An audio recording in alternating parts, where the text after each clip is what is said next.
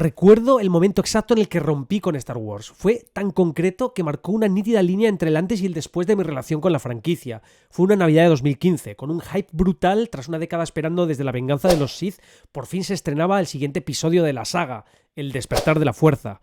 Cuando todavía no estaba suficientemente avanzada la película como para que el tufa refrito fuese insoportable, cuando apareció Han Solo alrededor del minuto 40, me embargó el entusiasmo. Estaba asistiendo al regreso de uno de los grandes héroes cinematográficos de mi infancia, un legendario cowboy del espacio, siempre en compañía de su peluche gigante Chewbacca. Me acomodé en la butaca, esto iba a ser épico, y todavía quedaban en el futuro próximo 2 películas más para mi deleite. Pero de repente ocurrió esto.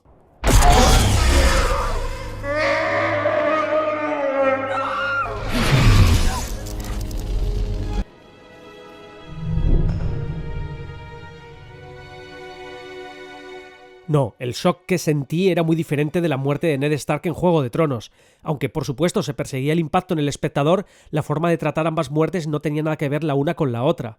Entre la aparición en pantalla de Ned Stark y su final pasaron menos de 3 meses y aún así el nivel de significancia de su muerte para los personajes que le querían, para la trama y para la audiencia fue muy superior y tratada con mucho más respeto que la muerte de Han Solo. Han Solo nació en la pantalla a finales de mayo del 77, hace 46 años, alrededor de 2 semanas antes de venir yo al mundo. Han Solo. I'm Captain of the Millennium Falcon. La enorme influencia en la cultura popular de la Guerra de las Galaxias estuvo muy presente en mi vida desde mi más tierna infancia.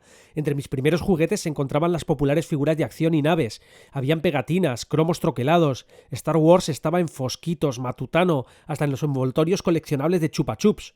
Los chavales de la época alucinábamos con Luke Skywalker y Han Solo, y no eran pocas las veces que discutíamos por apropiarnos del rol de cualquiera de estos personajes cuando jugábamos imaginando que estábamos en su universo.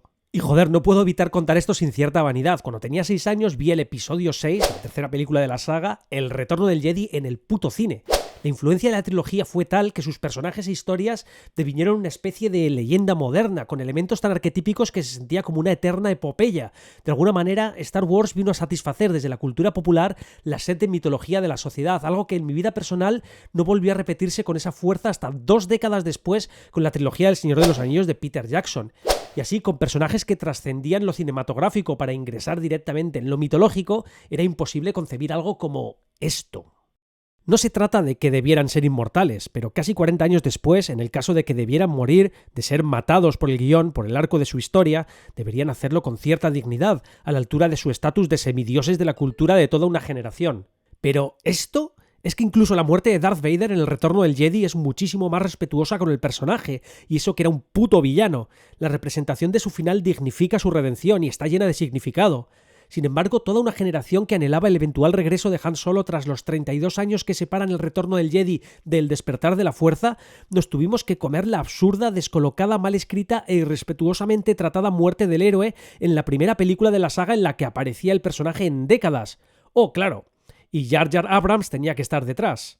Pero para aquellos que sigáis sin captar la dimensión del problema aquí, dejadme remitiros a una fantástica entrevista que Film Courage le hace a Chris Gore.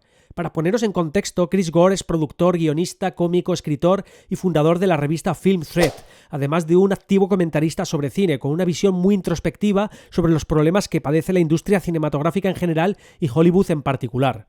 Os traduzco e ilustro la entrevista porque es una gozada la elocuencia de Chris Gore. Hablemos de matar personajes icónicos. ¿Cuándo está bien? ¿Cuándo es un terrible error? Creo que es muy importante, si quieres retener al público de una franquicia, el cómo matas a un personaje icónico de una película. Es absolutamente crítico. Y hay momentos en la historia del cine en los que se ha hecho bien y otros en los que se ha hecho completamente mal y ha sido una chapuza. Es perturbador para mí. En primer lugar, quiero decir, la muerte de un personaje de ficción icónico ya es perturbadora por sí misma. Hablemos de un caso en el que se hizo increíblemente bien. En Star Trek II, La ira de Khan, se toma el personaje de Leonard Nimoy, Spock, que había interpretado durante décadas, y se mata a este personaje. Se mata a Spock. Está tan bien llevado, no es una muerte inútil.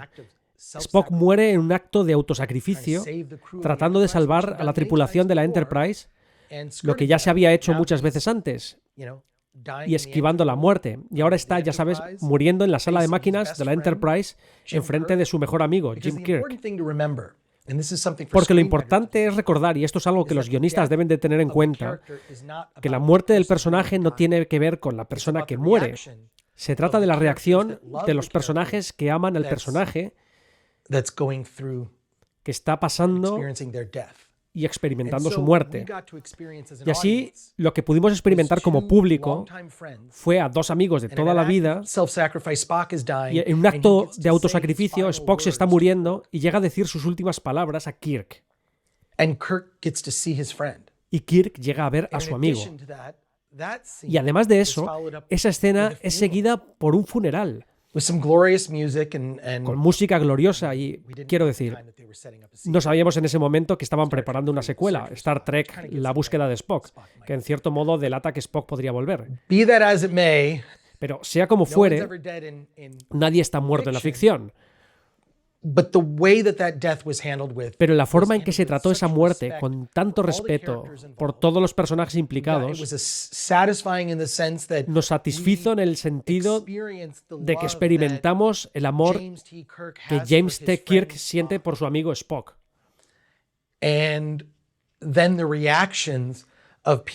Y luego las reacciones de la gente que quería a Spock y cómo les afectó su muerte. Su muerte tuvo significado. Por el contrario, una de las peores muertes jamás manejadas en la historia del cine es la muerte de Han Solo en El despertar de la fuerza. Ya sabes, mucha gente estaba disgustada por Los últimos Jedi y cómo se manejó el personaje de Luke Skywalker. Pero lo que lo arruinó para mí fue la muerte de Han Solo en El despertar de la fuerza. No ocurre ningún tipo de acto de autosacrificio. No hay un momento en el que otros personajes puedan reaccionar ante la muerte de Han Solo.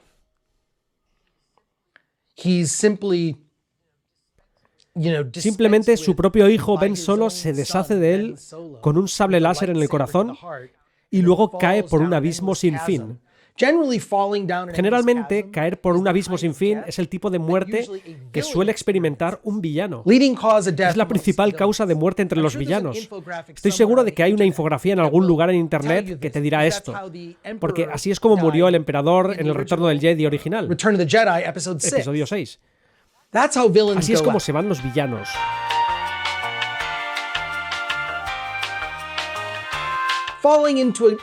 Cayendo en un abismo sin fin. Realmente no vemos la sangre, está fuera de plano. Así es como muere un villano.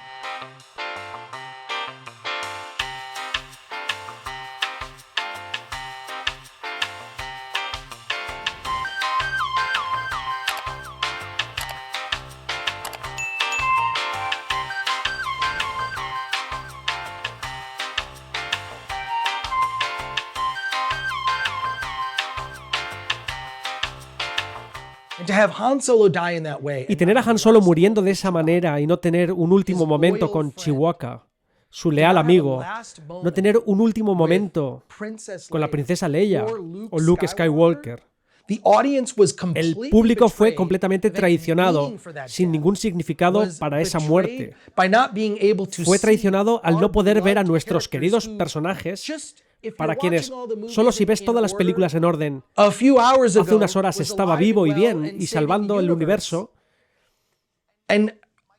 Y Dios mío, si hubiera un niño y acabáramos de ver El retorno del Jedi, no sé si querría saltar a la siguiente película para ver qué pasa. Porque lo que pasó, cómo se trató al personaje Han Solo en su muerte en El despertar de la fuerza, fue ofensivo para mí. Y me transmitió que esta franquicia estaba en las manos equivocadas. Porque no puedes tomar un personaje así y hacer que se vaya de esa manera. Ya sabes, no es una mala cosa, y esto solía ser... Sí, es un tropo de Hollywood, ya sabes. Cabalgar hacia la puesta de sol era una buena manera de ir.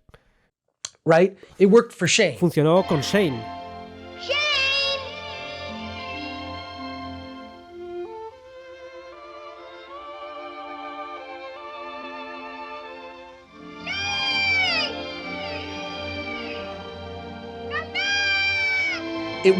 Funcionó con muchas películas icónicas de Hollywood.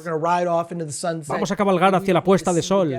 Quizá no necesitemos ver la muerte, podemos imaginar otras aventuras con ese personaje, pero su historia ya ha sido contada y puede cabalgar hacia la puesta del sol.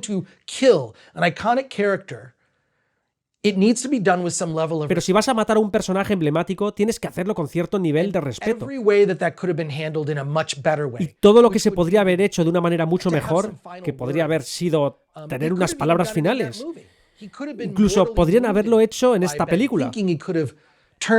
Podría haber sido herido de muerte por Ben, pensando que podría haber convertido a su hijo del lado oscuro a la luz y estar mortalmente herido. Y te puedes imaginar una escena con Luke Skywalker y la princesa Leia sobre, ya sabes, un Han Solo moribundo. Y las palabras que se podrían haber dicho, eso ya nunca lo veremos. Así que simplemente me siento ofendido por eso, y por eso creo que si miras esos dos casos de Spock y su sacrificio en Star Trek 2, La ira de Khan, solo tienes que ir a ver esa escena y luego la comparas con la escena de Han Solo. Sin sentido. Sin ni siquiera un funeral. E incluso cuando Rey regresa y ya sabes, se sabe que Han Solo, ya sabes, está muerto, Leia solo va a abrazar a Rey y no, ya sabes, a Chewbacca, al que conoce desde hace décadas. Eso no lo entiendo. Joder, es que se ve tan irreal y falto de sensibilidad que hasta el mismísimo JJ Abrams dice que se arrepiente de esa escena en particular. Dice Abrams en IGN: siempre miro lo que he hecho y veo cosas que desearía haber hecho mejor o de otra manera. Desearía que Chewie no hubiera pasado junto a Leia en el tercer acto del despertar de la fuerza tras la muerte de Han. Hay cosas por todas partes que siempre sé que podría haber hecho mejor, pero eso forma parte del aprendizaje, supongo. Lo que a mí me deja flipado es que a Abrams le moleste particularmente esta escena y no la acción de la que se deriva, que es la patéticamente mal colocada e irrespetuosa muerte de Han Solo. Pero es que no solamente se trata de Leia pasando del culo de Chewbacca, sino de todo el tratamiento de las reacciones a la muerte de Han Solo en las escenas inmediatamente subsiguientes. Se sucede primero una secuencia de acción con tiros, luego una lucha de sables láser con Rey y Finn contra Kylo Ren, un ataque de X-Wings clonada de la trilogía original con planetas reventando y todo, llegada de los rebeldes a la base con Leia pasando ahora sí del culo peludo de Chewbacca y yendo a abrazar a Rey en su lugar, sin olvidar que a Rey recién la conocemos con esta peli y que Leia todavía no se había encontrado con ella. Luego tenemos un plano como de 4 segundos de Chewbacca, no sabemos si intentando echarse una siesta o en duelo por la muerte de su amigo. Y ya, eso es todo lo que se hace por honrar la memoria de Han Solo en los momentos posteriores a su humillante desaparición de la saga. Bueno, sigamos con Chris Gore. Así que realmente cuestiono el pensamiento de algunas de las personas a cargo que están supervisando algunas de estas queridas franquicias y cómo eso afecta no solo a los niños, para quienes estas películas están realmente hechas, sino también a los tipos mayores como yo, que vimos las películas clásicas cuando éramos niños, y al menos nos gustaría que estos personajes fueran tratados con cierto nivel de respeto. He sabido que George Lucas consultó a un psicólogo infantil cuando se le ocurrió la idea de convertir a Darth Vader en el padre del héroe de su película. No sé, quiero ver cómo va a afectar esto a los niños. ¿Hubo alguna evaluación de cómo esto podría afectar la audiencia si vas a manejar esta muerte de esa manera? Y en cada una de las trilogías secuela, las muertes de los personajes se manejan sin usar lo que yo consideraría una muerte respetuosa, que es que tiene que haber alguien que reaccione a esa muerte que sea significativo en la vida de ese personaje. Y por supuesto, el mejor amigo de Spock en el universo era Jim Kirk. Así que cuando hizo ese sacrificio fue significativo. Y el sacrificio de Han Solo me pareció un desperdicio. Otra cosa que se me ocurre también relacionada con Star Wars, pero fue interesante que cuando George Lucas estaba trazando la historia para El Imperio Contraataca, se dio cuenta de que el público nunca creería que matarían a Luke Skywalker. So you have this lightsaber duel. Así que tienes este duelo de sables láser al final del Imperio Contraataca y es Skywalker luchando contra Darth Vader. Where's the tension? ¿Dónde está la tensión? Because we already know that he's making a trilogy. Porque ya sabemos que está haciendo una trilogía.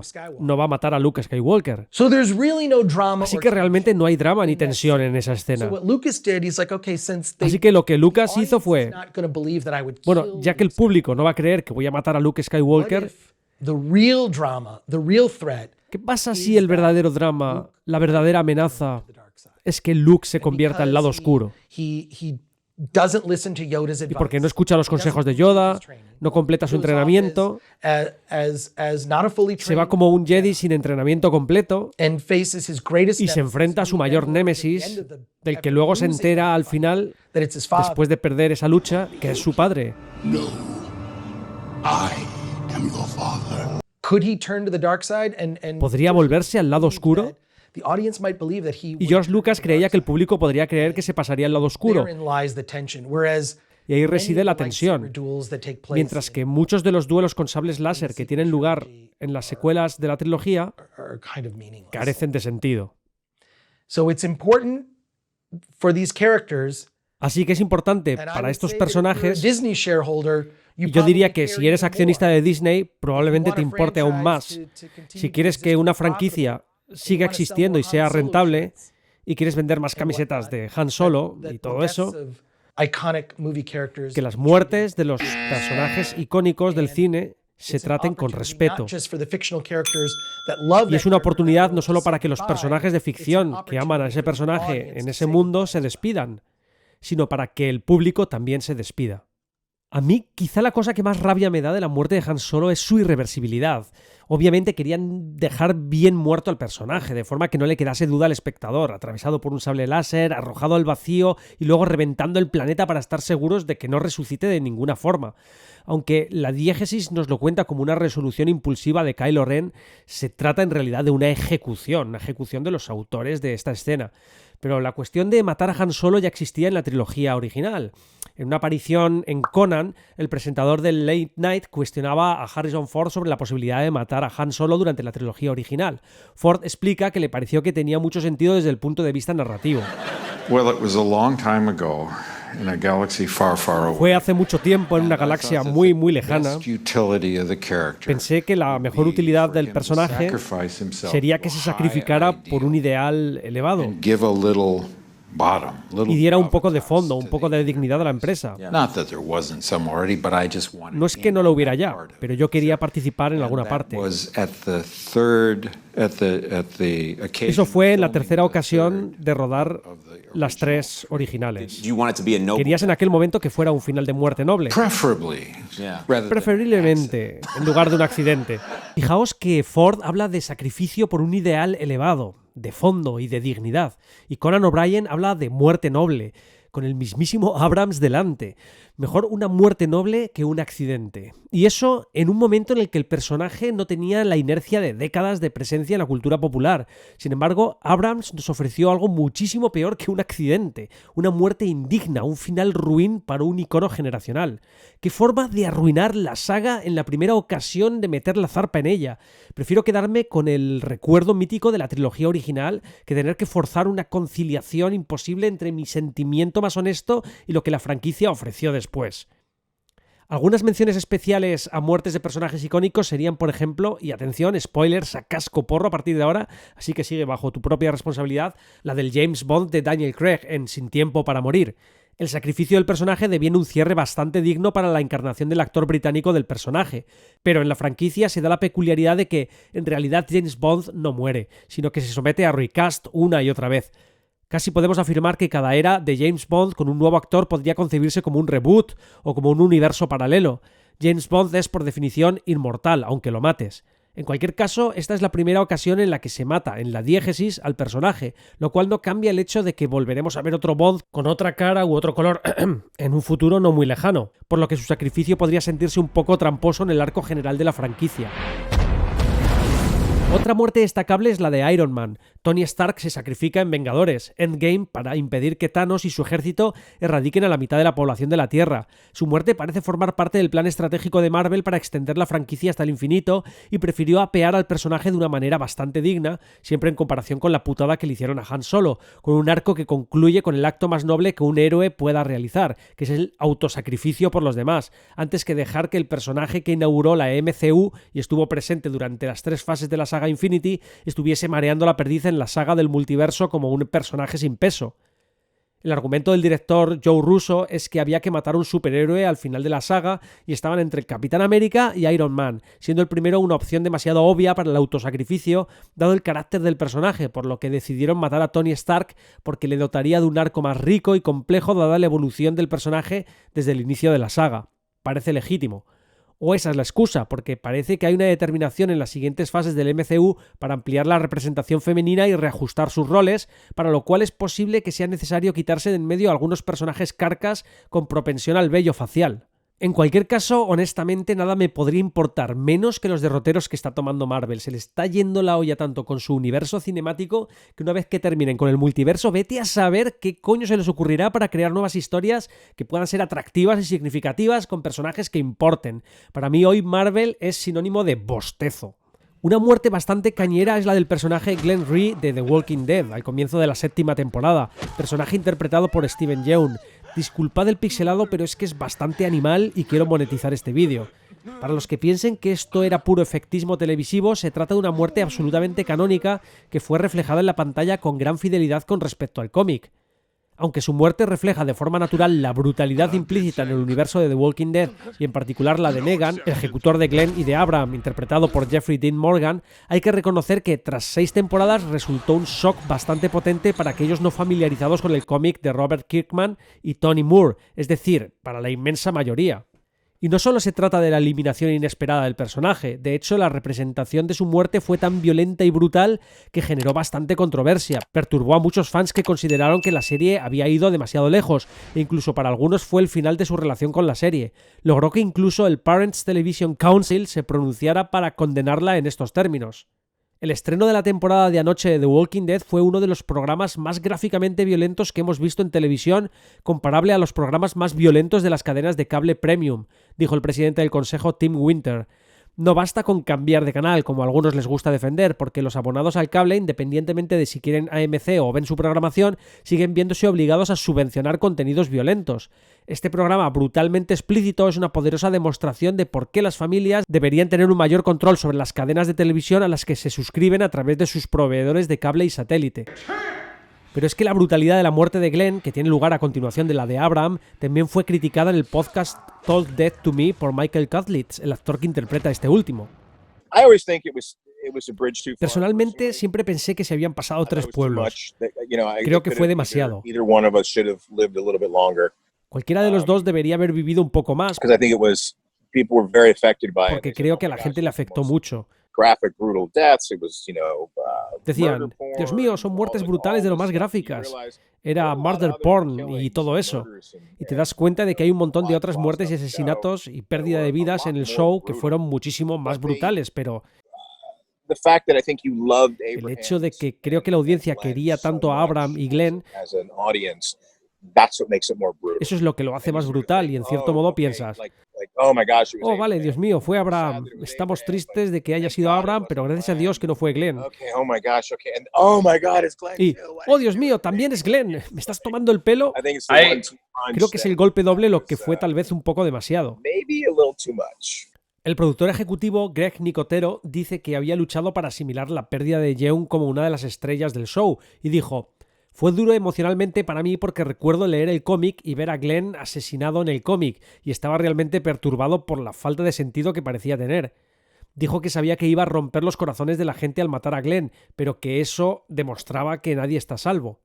Como vemos, la muerte de Glenn tiene por un lado el propósito de transmitir a la audiencia y originalmente a los lectores del cómic que el tratamiento clásico de las armaduras de guión que protegen a los protagonistas no tiene necesariamente cabida aquí, algo que también comenzamos a aprender de forma extensiva con Juego de Tronos. No es que estas muertes no se hayan dado con anterioridad en el cine o en las series, pero desde luego eran muchísimo más raras de ver. Por otro lado, esta muerte sirve para un propósito mucho más calculado, porque es el impulso para una historia más amplia que aún tiene que suceder en la serie. Hasta el final de la serie de Walking Dead, los respectivos arcos argumentales de los restantes supervivientes son modelados por esta tragedia en particular. Así que resulta complicado, teniendo en cuenta todo, sentenciar esta muerte como indigna desde el punto de vista narrativo. Es chocante, brutal, cruel y puede transmitir un gran vacío existencial e impotencia, pero no es un insulto a la audiencia, como lo es, lo siento, la ejecución mafiosa de Han Solo, que encuentra su muerte de una forma inquietantemente afín al significado en castellano de su apellido: Solo. Incluso la editora de La Guerra de las Galaxias original, Marcia Lucas, se pronunciaba en estos términos. No lo entienden, y JJ Abrams está escribiendo estas historias. Cuando vi esta película donde matan a Han Solo, estaba furiosa. Estaba furiosa cuando mataron a Han Solo. Absolutamente, positivamente, no había motivo o razón para ello. Pensé, no entiendes la historia Jedi, no entiendes la magia de Star Wars, ¿te estás deshaciendo de Han Solo? Y puntualicemos, esto es independiente del deseo de Harrison Ford de haber matado a su personaje en el contexto de la trilogía original, pero traerlo más de 3 décadas después para matarlo de esta manera, eso no tiene nombre. Que, por cierto, un pequeño paréntesis, a veces pronuncio Jedi, a veces pronuncio Jedi, y eso es porque en España, desde el principio, en los 80, teníamos la manía de decir Jedi, pues porque así salían los trailers o porque en la película, por ejemplo, en El Imperio Contraataca, a veces se dice Jedi y a veces se dice Jedi. Irás al planeta Dagobah. ¿Al planeta Dagobah? Allí aprenderás de Yoda, el maestro de Jedi que me instruyó a mí. ¿Por qué convertirte en un Jedi quieres? De hecho, llevamos un cacao en España que no nos vemos. Por ejemplo, si decimos caballero, a continuación suena bien Jedi, no puedes decir caballero Jedi, eso suena fatal. Sin embargo, dices el retorno del Jedi, no decimos el retorno del Jedi. Bueno, cosas nuestras. El poder narrativo de la muerte de Han Solo es más que dudoso. Si se tratase de una lección para Ben Solo, ¿cuál sería exactamente? ¿No mates a tus padres? ¿No culpes de tus rabietas a tu tío Luke? En El despertar de la fuerza se da a entender que Han Solo era un mal padre, ausente, y por lo tanto es al menos parcialmente responsable de la transformación de Ben en Kylo Ren. Sin embargo, como Han muere en la primera película, las secuelas nunca exploran las implicaciones de la transformación de Ben para su padre. Nunca vemos a Han Solo viviendo con una mezcla de culpa, vergüenza y amor por su hijo. Por supuesto, el fantasma de Han regresa y perdona a Ben en el ascenso de Skywalker, pero eso apenas parece crecimiento o desarrollo del personaje. Si algo queda claro en la última trilogía es que la muerte de Han simplemente sucede para que Rey y Finn se conviertan en los nuevos protagonistas. Es un golpe de efecto superficial diseñado para evocar la muerte de Obi-Wan Kenobi en la Guerra de las Galaxias, pero imagina una trilogía secuela en la que Han, un hombre mayor que ha cometido errores, se vea obligado a vivir con esos errores. Y tampoco es que su muerte sea un sacrificio, porque carece de sentido, no logra ningún propósito, no retrasa a Kylo Ren, no distrae a la Primera Orden, y lo peor de todo, no muere como un héroe. Y ya ni eso, sino que no se le confiere ninguna dignidad al hecho de su muerte, sino que es desechado al vacío como cualquier villano genérico. Ni siquiera su muerte tiene consecuencias reales para la trama. Abrams dice en una entrevista junto a Lawrence Kasdan, clásico guionista de la franquicia, en Entertainment, poco después del estreno del Despertar de la Fuerza, que sus temores a tomar una medida tan extrema, matar nada menos que al mismísimo Han Solo, se vieron apaciguados por el entusiasmo de Kasdan ante la idea. Escribiste algunas de las mejores líneas que Han ha pronunciado nunca, así que había cierto grado de comodidad en el peligro, le dijo Abrams. Estabas dispuesto a ir allí, lo que me hizo sentir que no era necesariamente la peor idea. Y la justificación para llevarla a cabo la expresa Abrams en forma de preguntas. ¿Qué hace Han en esta película? Si no le va a pasar algo importante e irreversible, se siente como un lastre, se siente como una gran y sexy pieza de lastre que tienes en tu película, pero en realidad no está evolucionando, no hace avanzar la historia. Vale, eso es cierto. Entonces, ¿para qué introducirle en la película en primer lugar? Pero independientemente de eso, si vais a matarlo, lo cual no es un problema en sí mismo, como digo, ¿qué os impedía darle la despedida que se merece, ya no solo como uno de los personajes más importantes de la saga, sino como un icono transgeneracional de la cultura popular? De haberlo hecho bien, la pregunta de Abrams que le llevó a deshacerse de Han Solo de forma tan torpe habría adquirido de repente sentido. ¿Qué hace Han en esta película? Pues despedirse de todos nosotros y marchar hacia el lugar que se merece en el Olimpo.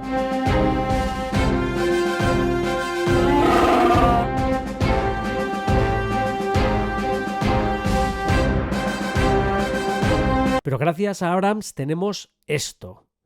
Y no, un fantasma no lo arregla, ni el haber introducido en el canon que la estrella resultante de la explosión de la base Starkiller hubiese sido bautizada de forma no oficial como Solo por los supervivientes de la Resistencia. Pero además, habiendo muerto Han Solo en la primera entrega de la última trilogía, uno se pregunta por qué en las siguientes 5 horas que suman las 2 películas restantes no se invierte ni un instante en rendir aunque sea el más mínimo homenaje al personaje. Un funeral, joder, habría estado bien. En una entrevista a Collider, Rian Johnson, director de la secuela del Despertar de la Fuerza, explica por qué no se introdujo un funeral de Han Solo en los últimos Jedi. No, just because it's No, porque desde el punto de vista del ritmo no tenía cabida. a place, and I wanted to have, you know, it's tough in Star Wars because Es difícil en Star Wars porque the full siempre que pienso en el luto que Luke guarda por la muerte de Ben, is all of 4.5 que dura seconds. 4 segundos y medio, antes de Come on, kid, decir, we're not out of this yet. vamos chico, aún no hemos salido de esta. Y entonces, pum, empiezas a decir, yupi, no te pongas chulo. And there's the moment. Y hay un momento para ello, pero no dura mucho. No tenemos tiempo para nuestras penas, comandantes. Eso es lo que pasa en Star Wars. Don't really linger on grief because No te quedas en la pena porque sigues adelante. A ver, más que un argumento, parece una excusa. No se puede comparar la muerte de Obi-Wan con la de Han Solo de ninguna manera. Para empezar, Obi-Wan muere 1 hora después del momento en el que la audiencia le conoce. En términos del arco del personaje, Luke Skywalker también le acaba de conocer. Y no solo eso, vemos a Obi-Wan dejarse matar a propósito. La mirada a Luke y la sonrisa desdramatizan totalmente la escena. No está concebida en absoluto para transmitirnos lástima, sino el poder de un Jedi. Daos cuenta de que todo nos sugiere que Obi-Wan está en control de la situación. Es un héroe que tiene agencia sobre su muerte. Además, pocos segundos después escuchamos su voz diciéndole esto a Luke. Run, Luke, run. Por lo que sabemos que sigue existiendo. Sin embargo, el arco de Han Solo cubre casi 4 películas como uno de los protagonistas más queridos y carismáticos de la saga, sin contar el spin-off, en casi 4 décadas como icono de la cultura popular.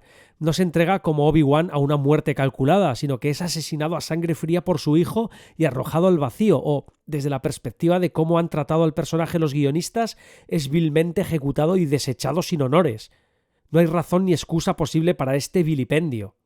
Terminemos, para quitarnos ese mal sabor de boca que nos ha dejado esta pifia que supuso mi ruptura con la saga de Star Wars, con algunas muertes honorables del cine, de esas que ensalzan el valor del personaje y suponen una culminación digna para su arco. No sin antes pediros ese like que tanto me ayuda y que os suscribáis y activéis notificaciones para no perderos más vídeos como este, ¿vale?